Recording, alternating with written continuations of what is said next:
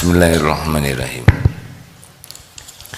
Assalamualaikum warahmatullahi wabarakatuh. Alhamdulillahi rabbil alamin, alladzi khalaqal mauta wal hayata liyabluwakum ayyukum ahsanu amala wa huwal azizul ghafur. Allahumma salli ala sayyidina Muhammadin wa ala alihi wa ashabihi ajma'in. Ya Allah, Allahumma inna nas'aluka ilman nafi'an wa rizqan tayyiban wa amalan mutaqabbalan. Allahumma inna nas'aluka ridhaka wal jannah wa na'udzubika min sakhatika wan nar. Allahumma inna nas'aluka imanan kamilan wa yaqinan sadiqan wa qalban khashian wa lisanan zakiran. Allahumma inna nas'aluka taubatan nasuha ya Allah, wa taubatan qoblal maut, wa rahmatan indal maut, wa magfiratan ba'dal maut. Allahumma hawwin alaina fi sakaratil maut. Allahumma inna nas'aluka husnal khatimah wa na'udzubika min su'il khatimah. Allahumma yassir lana umurana wasrah sudurana wa nawwir qulubana ya arhamar rahimin. Ya muqallibal qulub tsabbit qulubana ala dinika wal iman. Taqabbal minna ya arhamar rahimin, innaka antas samiul alim wa tub alaina innaka antat tawwabur rahim. Amin ya rabbal alamin. Enaknya bagi orang yang beriman. A'udzubillahi minasyaitonirrajim. Wa idza sa'alaka 'ibadi anni fa inni qarib. Apabila hamba-hambaku bertanya kepadamu wahai Muhammad tentang aku, katakan aku adalah dekat. Allah Maha dekat. Allah Maha mendengar. Innaka, sesungguhnya engkau, antas samiul alim, maha mendengar lagi maha mengetahui. Jadi kita yakin Allah maha mendengar, maha dekat, dan Allah menyuruh kita berdoa. Wa idza sa'alaka ibadi anni fa inni qarib ujibu da'watad da'i idza da'an. Allah mengabulkan orang-orang yang berdoa apabila berdoa padaku. Tinggal doa. Allah maha dekat, Allah maha mendengar, Allah nyuruh berdoa, Allah janji akan mengabulkan doa. Enak sekali bukan? Allah menguasai segalanya, Allah memiliki segalanya, Allah menentukan segalanya. Masalah kita tuh jarang doa. Benar? Halo? Kalaupun doa tidak sungguh-sungguh dan tidak ngerti, kita doa yang tadi belum tentu ngerti semuanya ya. Pasrah welah, karena ada yang ceramah yang doa kita ikut amin. Sebetulnya doa itu penguat iman.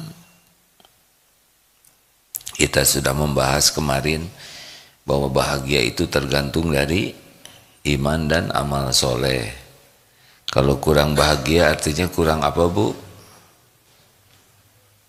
Tuh pelan. Kalau kurang bahagia artinya apa? Kurang iman dan kurang amal soleh. Tidak ada orang bahagia tanpa iman, tidak, nggak bisa. Bahagia asli ya, bukan bahagia-bahagiaan. Dan tidak ada bahagia dalam amal salah, tidak ada. Tidak ada bahagia dalam dosa, tidak ada bahagia dalam maksiat. Jadi kalau itu koruptor rumahnya bagus, mobilnya bagus, pasti tidak bahagia, pasti. Oh itu artis terkenal tapi ya nggak pernah ibadah, pakaiannya seronok, banyak follower, pasti nggak bahagia. Kalau tidak pakai iman dan tidak jadi amal soleh. Oh itu terkenal nggak ada bahagia.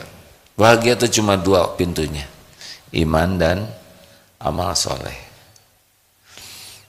Jadi kalau mau iri iri sama orang yang bukan dengki ya, ingin seperti itu, ingin kepada orang yang imannya kuat dan ingin meniru orang yang semua aktivitasnya jadi amal soleh.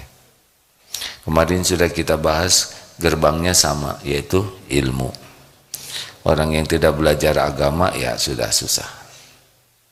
Jadi kalau ada di sebuah keluarga, suami saya itu galak sekali, dan sebaliknya ada si istri, suami juga yang istri saya itu bagaimana, itu lihat saja kecintaannya kepada ilmu agama. Ini pengulangan ya, rumus dasarnya begini, kalau orang paham agama dengan benar, apa nanti hasilnya? Imannya menguat. Kalau imannya makin kuat, cirinya apa? Akhlaknya semakin baik, semakin tenang, semakin baik akhlaknya. Buah dari iman. Iman buah dari ilmu yang dipelajari dengan sungguh-sungguh, niatnya ikhlas dan sungguh-sungguh berusaha diamalkan dengan ikhlas. Itu penguat imannya. Kalau belajar agama niatnya ria, pamer, hanya duniawi, tidak menguat imannya. Nanti apa cirinya? Tidak pernah tenang hidupnya dan akhlaknya juga sulit menjadi baik. Jadi kalau kita ingin anak akhlaknya baik, anaknya harus kuat iman. Kuat iman datang dari mana? Dari ilmu yang dipelajari, ilmu agama. Jadi kalau orang jauh sekali dari ilmu agama, ya agak sulit memiliki akhlakul karimah. Karena garisnya seperti itu. Dekatlah dengan orang-orang yang yakin kepada Allah. Apa cirinya orang-orang yang layak dijadikan teman dekat kita? Satu, kalau kita jumpa dengan beliau ingat Allah. Karena orang yang yakin ke Allah itu tidak pernah bisa lepas pikirannya, lisannya, hatinya dari Allah. Jadi kalau berinteraksi itu aura dirinya itu adalah aura yang selalu menuju kepada Allah, dan kita ke bawah. Kalau kita gaul dengan orang yang yakin, kita ke bawah yakin. Kemudian cirinya kalau bicara jadi ilmu yang manfaat bagi kita. Dan ciri lainnya adalah kalau melihat cita-cita dan perilakunya, kita jadi ingat akhirat. Karena orang yang yakin kepada Allah itu pasti selalu mikir akhirat. Makin yakin kepada Allah, ke akhirat itu makin kerasa dekat. Dekat ini maksudnya bukan, pokoknya makin yakin saja dengan kehidupan akhirat, yakin dengan pahala, ganjaran, surga. Tapi kalau makin jauh dari Allah, makin jarang membahas akhirat, jarang membahas pahala, surga, neraka, jarang. Kalau kita dekat dengan orang yang yakin kepada Allah, kita akan tertular oleh keyakinannya. Makanya kemarin dianjurkan supaya cari lingkungan teman yang membuat yakin. Apalagi yang bisa membuat kita semakin mudah yakin kepada Allah adalah semakin paham Al-Quran. Jadi kalau kita ingin tenang dalam hidup ini tidak rumit, sudah dekat saja dengan Al-Quran, baca Quran. Hebatnya Al-Quran, mukjizat, walaupun kita belum paham, saya mengatakan bukan tidak paham ya, belum paham. Kalau tidak tuh sepertinya akan selamanya tidak paham. Kita belum paham saja Al-Quran, kita mendengarkan orang membaca Al-Quran dengan ikhlas, tenang hati kita. Dengar Quran, ada yang ngaji, dengarkan saja murotal orang ngaji, apalagi kalau orang yang ngajinya benar-benar ikhlas, kerasa itu beda ya, terasa beda. Ada yang ngaji ya kita husnudon dah kepada setiap yang ngaji, tapi rasanya beda ya. Imam yang makin ikhlas itu makin beda rasanya. Allah lah yang memberikan rasa. Dengar saja kita enak, apalagi kita baca dengan ikhlas, apalagi kalau kita baca dan memahami, itu penguat iman. Karena inti dari Al-Quran itu kan, oleh Allah diturunkan Al-Quran untuk diapakan? Tuh kan diam. Al-Quran diturunkan untuk diapakan? Dihafalkan, diamalkan. Mungkinkah kita mengamalkan sesuatu yang tidak kita pahami? Mungkinkah kita mengamalkan sesuatu yang tidak kita mengerti? Tidak. Maka sebetulnya membaca Quran belum paham saja kita sudah dapat pahala. Kalau ikhlas ya, kalau tidak ikhlas tidak.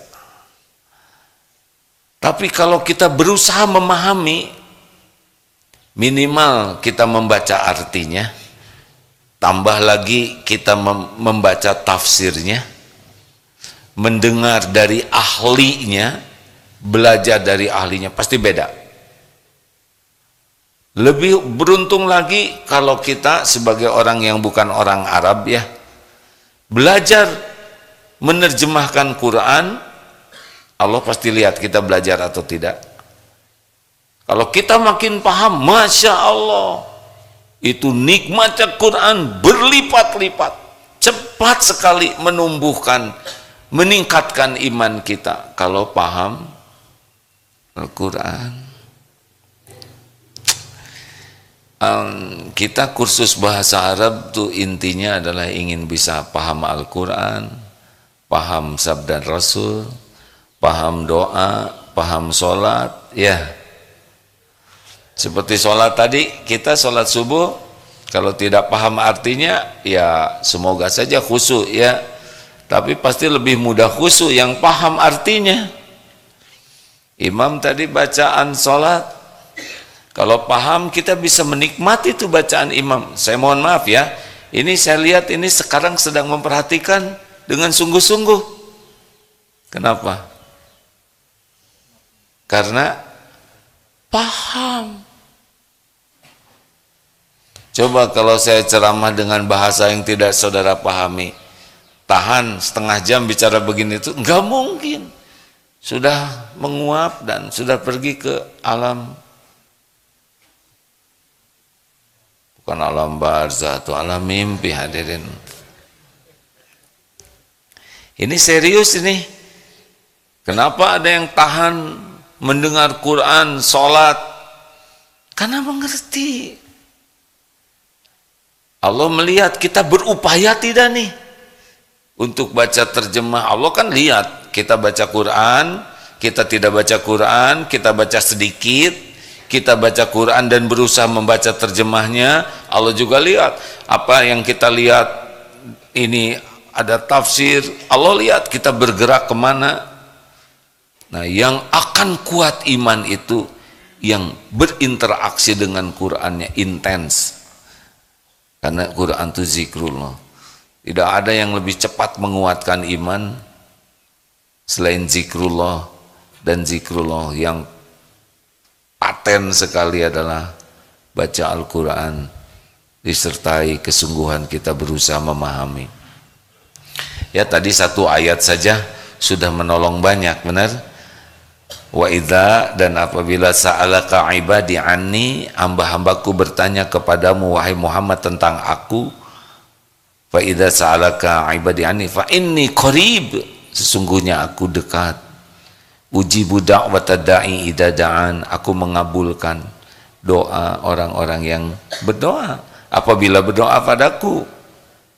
Falyastajibu li falyu'minu bil 'alahum yarsyudun, maka hendaklah patuhi perintah Allah dan beriman, yakinlah ke Allah agar senantiasa dalam kebenaran. Kalau paham kita jadi doa terus. Wa huwa ma'akum aina ma kuntum wallahu bima ta'maluna basir, dan dia Allah bersamamu dimanapun kau berada, dan Allah maha melihat apapun yang kau kerjakan. Kita tidak pernah sendirian, benar? Ada Allah, wa huwas samiul alim, dan Allah maha mendengar lagi maha mengetahui segala-galanya. Tinggal minta, betul tidak? Ud'uni astajib lakum, berdoalah padaku niscaya aku kabulkan. Tinggal minta, tapi kita tidak paham.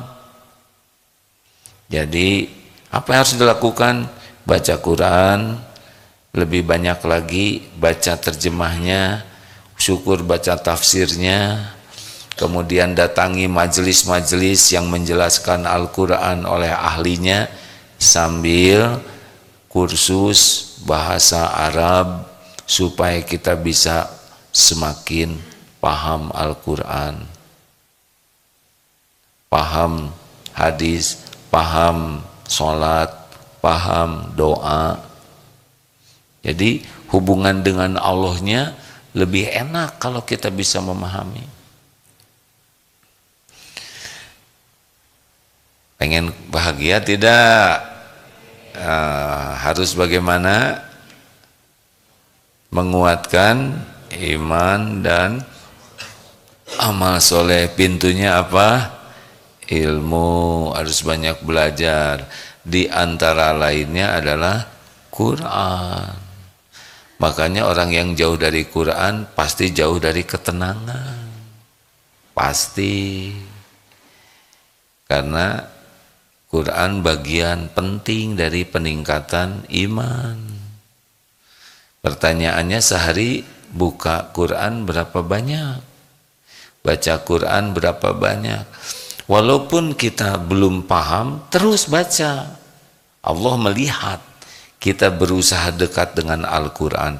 Rahasianya adalah ikhlas. Bukan untuk diposting, bukan untuk dipuji, bukan untuk dikagumi orang, tapi kita ingin dekat dengan Allah, ingin kuat iman kita. Syariatnya mematuhi perintah Allah untuk baca Quran, dengar Quran, belajar Quran, memahami Quran, sebisa mungkin mengamalkannya.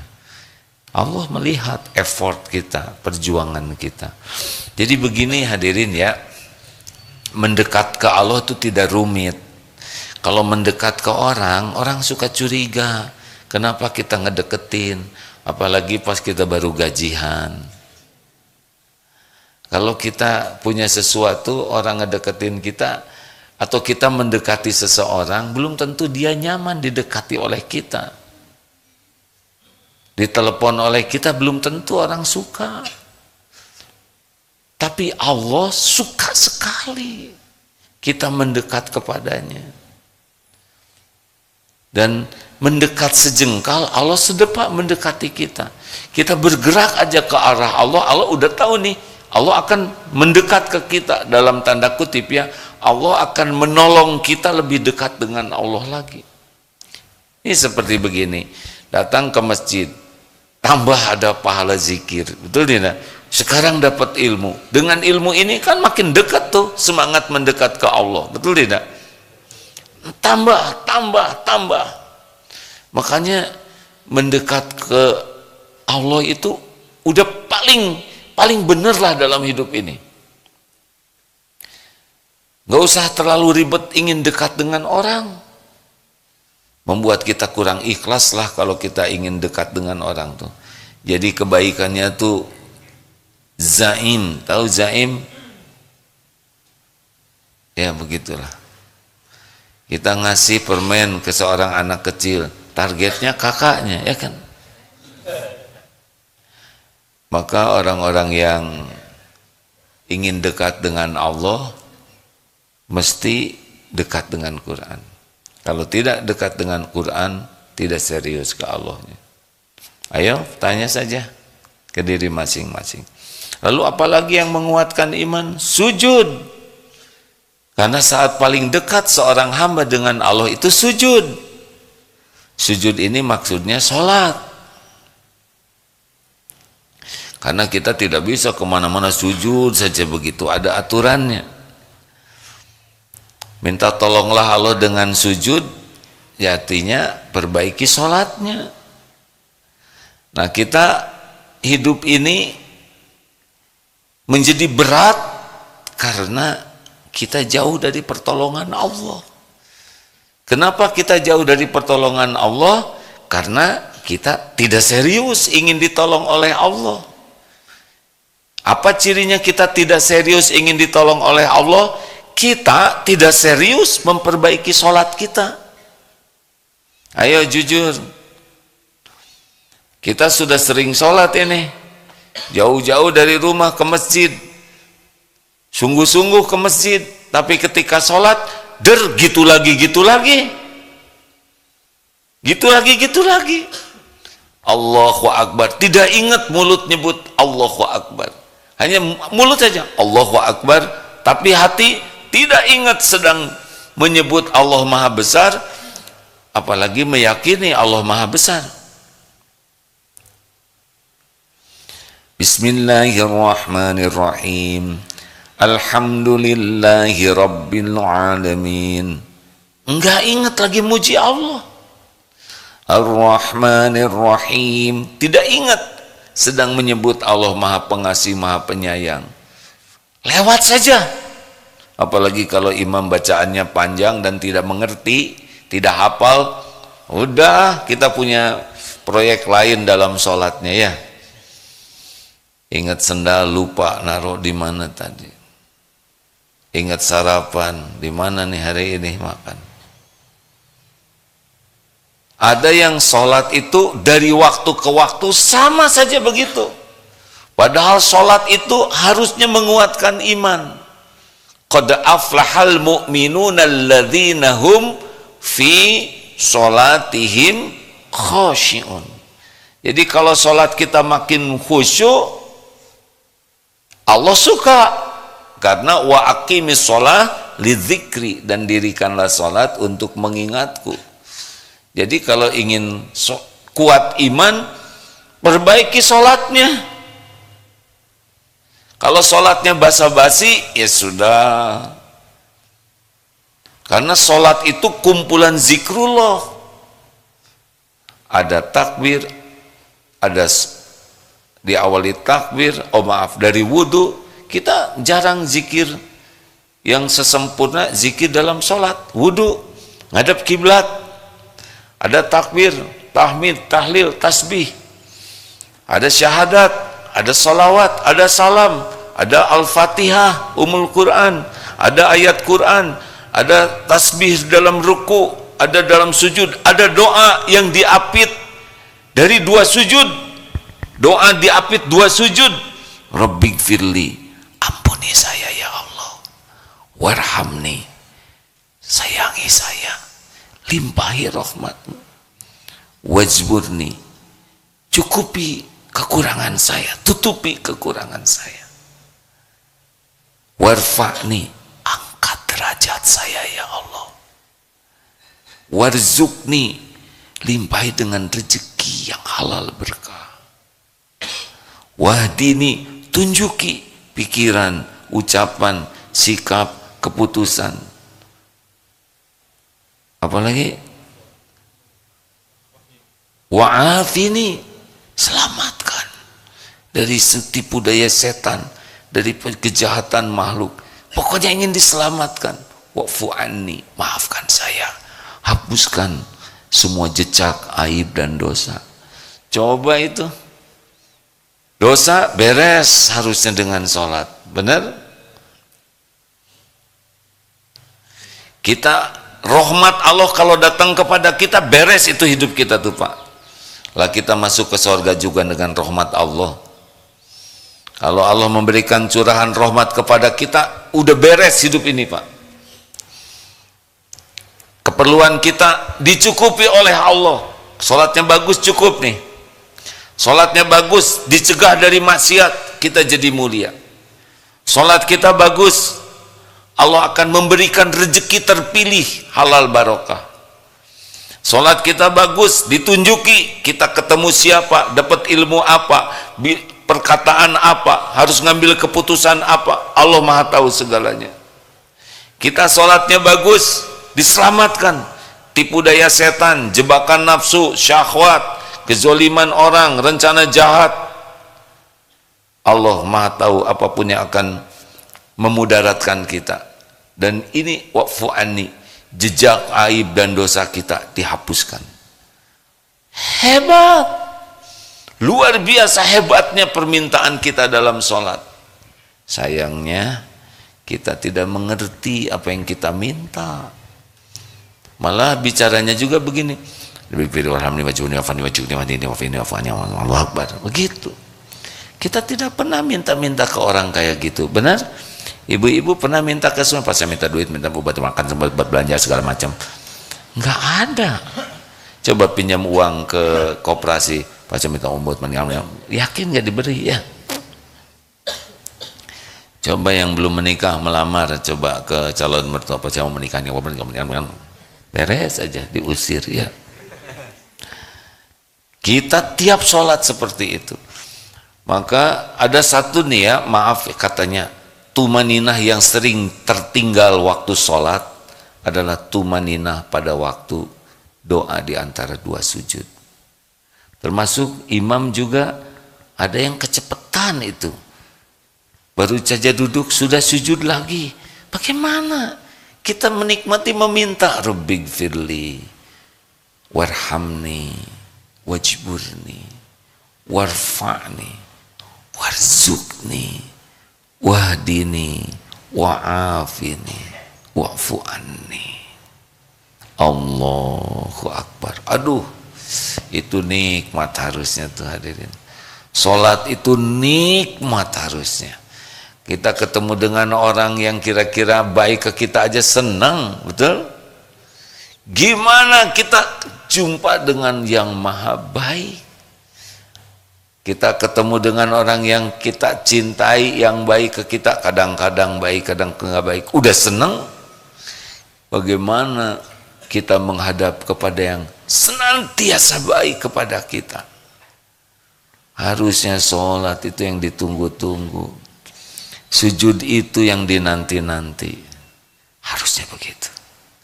Nah, kalau ingin iman menguat, ingin bahagia, ingin akhlak membaik, ingin hidup ditolong Allah, perbaiki sholat. Bermain-main dengan sholat tidak serius ke Allahnya. Ayo dong pelajari arti bacaan sholat ya. Masa sholat kita begitu-begitu terus kan? Puluhan tahun sholat, modalnya hanya waktu SD. Kita tidak mengerti bagaimana kita menikmati sesuatu yang tidak kita mengerti.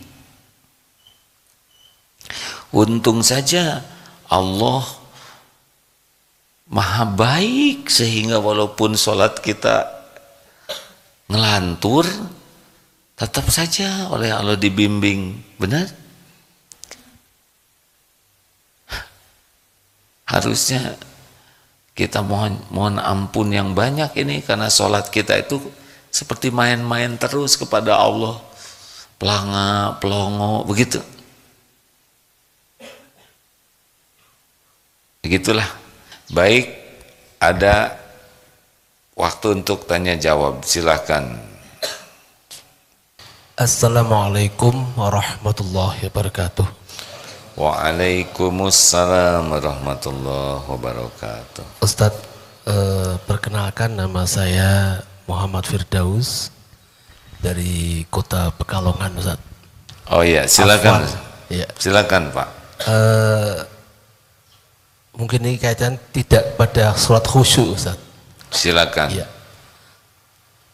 Kadang saya menggelidik di hati saya sendiri ketika kita menjengkeli, memarahi kepada seseorang, kemudian dengan hati yang tidak ikhlas tadi, hanya merasuk pada pikiran kita, kita lalu menjadi sakit kepala, Ustaz. Lah, sakit kepala ini kadang bisa terus menerus, kadang bisa setengah hari. Lah, bagaimana caranya, Ustaz, untuk menghilangkan yang tadinya jengkel tadi, yang menjadi pusing, supaya tidak pusing seketika, Ustaz? Bacaan apa yang harus dibaca? Pusing karena memikirkan, menjengkeli, memarahi pada seseorang. Memarahi seseorang. Iya. Jadi pusing. Iya. Aneh. Bagaimana supaya tidak pusing? Iya, tidak. Berarti jangan marah. Artinya gini, ketika marah pusing, supaya ketika marah pusing. Iya. Sekarang ingin tidak pusing. Iya. gitu kan? Atau Iya. mau pusing terus? Nggak, masih pusing terus supaya pusing itu cepat hilang gitu. Oh, saya bantu ya. Jadi Bapak jengkel gitu ya. Terus Bapak marah, kemudian jadi pusing setengah hari. Sekarang Bapak ingin pusing itu hilang. Jangan marah. Iya kan? Nggak, artinya gini, kan kadang kita itu kan jengkel, Ustaz. Bapak yang jengkel. Ya jengkel Ya. pada seorang gitu loh. Kepada seseorang. Kemudian untuk menghentikan, sebenarnya kita tidak mau jengkel. Sebetulnya tidak mau jengkel. Karena ada sesuatu. Karena ada yang, sesuatu, jadi jengkel. Jengkel. Nah. Tapi ya, pada saat itu kita pusing. Pusing. Pusing, ya. Kemudian untuk menghentikan pusingnya tadi, di antara tadi, Supaya berhenti pusingnya. karena sudah terlanjur. Udah terlanjur Iya, pusing. iya. Oh, kalau gitu Iya. makan itu obat, Pak. Ya. Gini ya. Obat itu bisa menghilangkan pusing katanya, Pak. Tapi akan terus-terusan bekal segera pusing lagi. Karena ketika reda kepusingannya, kalau jengkelnya masih ada, nah obatnya adalah surat Ali Imran ayat 134. Digimanain coba? Ayo surat Ali Imran 134. Diapain? Ditulis, kemudian dicelupkan ke air? Bukan. Alladzina yunfikuna fis sarra'i wadharra. Orang yang takwa itu orang yang senang berinfak dalam lapang dan sempit. Coba Bapak banyak sedekah. Wal kadhiminal ghaidh, menahan amarah. Wal 'afina 'anil nas, memaafkan orang-orang. Wallahu yuhibbul muhsinin. Allah mencintai orang yang berbuat kebaikan. Ayat 135-nya banyak istighfar. Coba begitu. Syukron, Ustaz. Nah, coba amalkan 134 135. Tidak ada dalilnya orang Islam jadi pemarah tuh, Pak. Jengkel akan ada, kesel ada, sakit hati ada, kecewa ada, tapi harus dikendalikan. Tidak boleh membuat kita jadi pemarah, pendendam. Apalagi membuat kita jadi zolim. Rumusnya bahagia itu adalah menahan amarah, memaafkan, dan berbuat baik. Itu kalau ada yang menjengkelkan, ya kan? Jadi gimana? Udah hilang belum pusingnya sekarang? Alhamdulillah sudah tidur di malam, Ustaz. Iya. Bapak kalau ingin tidak jengkel tidur ya. Hidup ini bekal banyak yang menjengkelkan, Pak. Banyak. Tetapi itulah ujiannya. Mau terus jadi pemarah atau menjadi orang yang bisa mengendalikan amarah. Seorang pemarah tidak bisa bahagia karena dia tidak memilih jadi ahli takwa. Takwa tuh cirinya menahan amarah, memaafkan, dan berbuat kebaikan. Di antara ciri-cirinya banyak istighfar, Pak. Kenapa orang menjengkelkan kepada kita? Karena kita juga menjengkelkan orang lain, ya. Semua kepahitan, ketidaknyamanan diundang oleh dosa sendiri. Jadi kalau anak menjengkelkan, Bapak harus tobat. Itu kuncinya. Ini pasti buah perbuatan saya. Gitu, Pak. Maaf ya. Yang lain jangan ikut campur. Oh, berarti Bapak itu banyak dosa. Enggak boleh gitu. Yang lain tugasnya berbaik sangka. Ya. Lanjut. Ya. Bismillahirrahmanirrahim. Assalamualaikum warahmatullahi wabarakatuh. Waalaikumsalam warahmatullahi wabarakatuh. Perkenalkan, nama Azan Pranandi dari Kota Padang, Sumatera Barat, bersama Masya ibu-ibu Allah. Majelis Taklim Al-Muqarrabin. Oh, Kami- alhamdulillah. Terima kasih sudah jauh-jauh datang ke sini. Silakan. Pertanyaannya, di zaman sekarang terutama anak-anak muda itu sangat sulit untuk istiqomah. Kadang-kadang kita sering sholatnya rajin, maksiatnya juga sulit dilupakan. Kadang-kadang kita Bukan kita, kalau kita kami jadi ikutan. Oh, iya. Ya, kalau mau ade-ade aja ya. ya. Itu yang dirasakan.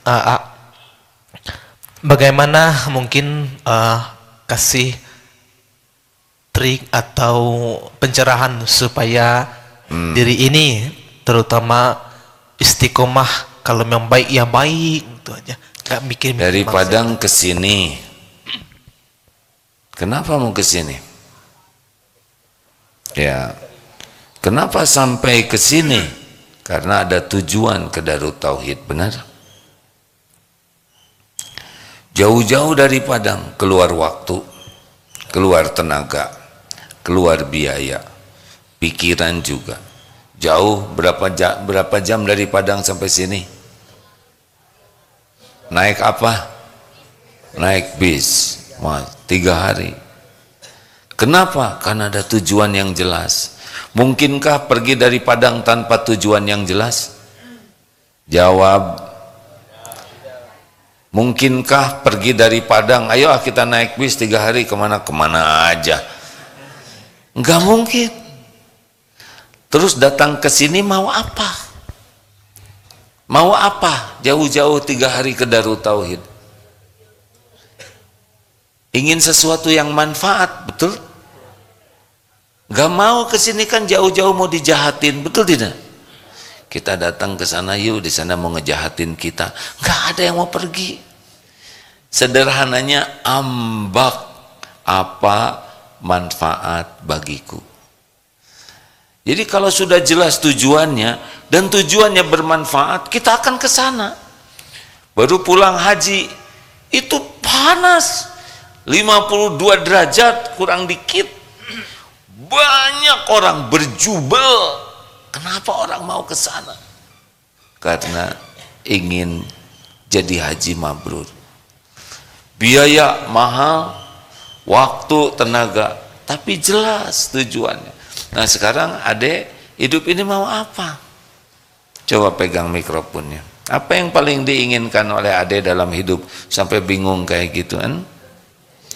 Sampai STMJ katanya ya, sholat terus maksiat jalan. Apa? Adek pengen apa dalam hidup ini? Tentunya pengen kenyamanan, ketenteraman. Coba yang jelas dulu ya. Adek dalam hidup ini apa yang paling diinginkan di dunia ini? Bebas. Apa yang paling diinginkan? Ada nggak yang paling diinginkan? Nah nggak jelas kan, jadi bingung adek kan. Kalau ingin aja nggak jelas, terus gimana mau dikejar, betul tidak? Kayak naik mobil, ayo kemana aja, nggak mungkin. Itu dulu, adek mau apa hidup ini? Coba mau apa? Mungkin cita-citanya. Terserah mau apa. Apa yang paling diinginkan adek dalam hidup ini mau apa? Kayaknya jadi pejabat, nak. Pengen jadi pejabat. Kan? Pejabat apa? Jabat di pemerintahan. Di pemerintahan. Ya nggak apa-apa, ya siap-siap aja ditangkap kalau tidak hati-hati ya. Ya kalau salah kan banyak gak pejabat yang ditangkap? Banyak. Memang yang mananya ada? Yang lurus, insyaallah berpegang kepada agama-agama Allah. Kenapa ingin jadi pejabat? Pertama ingin karena kita ini, bukan kita, adik aja.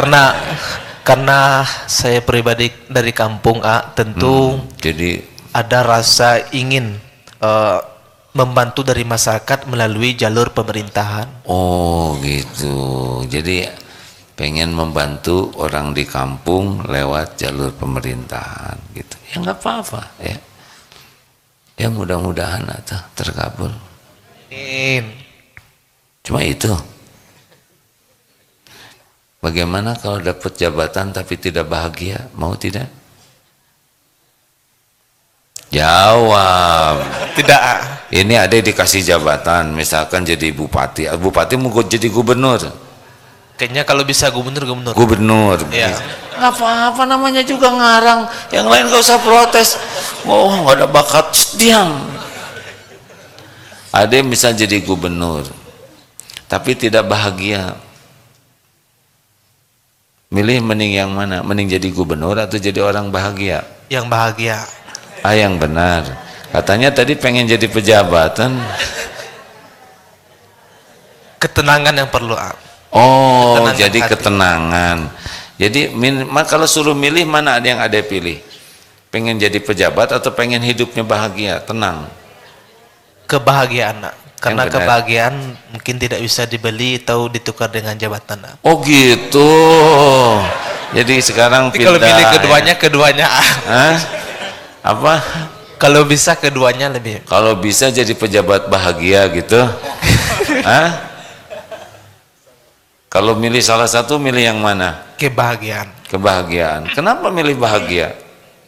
Karena ketentraman itu yang perlu dalam kehidupan, Nak. Jadi buat apa jadi pejabat stres tiap waktu gitu ya? Kan? Udah gitu dikejar-kejar KPK gitu kan? Bagi yang tidak jujur, kalau yang jujur mah biasa aja. Apakah mungkin jadi pejabat tenang? Mungkin tidak? Mungkin. Pejabat yang beriman teguh, pejabat yang menggunakan jabatannya dari awal sampai akhir, dari sebelum dan sesudahnya sebagai amal soleh. Gitu deh. Jadi kalau hanya berhenti pada pengen jabatan, sepertinya ada bakal menderita. Tapi kalau ada pengen bahagia, bisa jadi dikasih jabatan oleh Allah, tapi hadiah untuk bekal amal soleh. Nah, supaya tenang, bagaimana rahasianya, Dek? Apa kuncinya? Ya nggak apa-apa, walaupun duduk pas di depan kan tidak selalu langsung ingat. Tadi sudah dikatakan. Kuncinya dua, Aden, iman dan amal soleh. Nah, iman dan amal soleh muaranya satu, yaitu ilmu. Jadi kalau ade ingin bahagia jadi pejabat, ade harus paham agama dengan benar dan berusaha mempraktekannya dengan ikhlas. Nanti ngalir. Kalau layak jadi pejabat, misalkan pejabat kebersihan di halaman belakang, ya nggak apa-apa, itu juga pejabat, namanya cleaning service. Beliau juga pejabat, tidak boleh diremehkan. Kalau tidak ada cleaning service, kotor ini. Ini masjid ini bersih tidak? Bersih. Senang tidak lihat masjid bersih? Bersih penting tidak? Penting? Kalau begitu petugas kebersihan penting tidak? Penting. Kalau begitu petugas kebersihan orang penting dong. Nah, kalau datang ke Darut Tauhid hanya menghormati A'agim tapi tidak menghormati petugas kebersihan di sini, berarti rada kurang bagus akhlaknya. Karena masjid ini yang membersihkan bukan saya, adalah petugas kebersihan. Jadi hormati petugas. Ini masjid suaranya enak tidak? Han? Enak tidak? Enak. Suara sound system di masjid penting tidak? Kalau gitu ngurus sound system penting tidak? Kalau begitu yang ngelola sound system orang penting dong. Pak Hamim dan kawan-kawan penting. Karena saya tidak bisa ngerti ngurus sound system ini. Ini aman, yang jaga sendal parkir, aman penting tidak? Kalau begitu petugas yang jaga keamanan penting tidak? Kalau begitu security orang penting tidak? Kalau ketemu security parkir dengan rasa hormat tuh beneran. Tapi kalau hanya ke atasan baik, ke bawahan nggak baik, itu namanya, maaf ya, kalau di kantor ke atasannya baik, ke bawahan kurang baik, itu punten ya. Saya nggak enak bicaranya. Namanya menjilat. Orang baik itu baik ke siapa-siapa.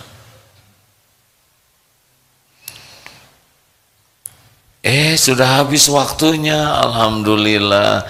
Terima kasih sahabat-sahabat sekalian. PR perbaiki hubungan dengan Al-Quran, lebih intens, lebih ikhlas, lebih berusaha memahami dan mengamalkan. Yang kedua PR-nya adalah perbaiki sholat, belajar kembali bacaan sholat, nikmati sholat itu sebagai penguat iman, sebagai jalan kita bisa dekat dengan Allah. Sholat itu kunci pertolongan Allah. Sholatnya jelek, ya kita tidak mau ditolong oleh Allah. Makin ingin ditolong oleh Allah, perbaiki sholat. Allahumma inna nas'aluka, Allahumma a'inna ala zikrika wa syukrika wa husni ibadati.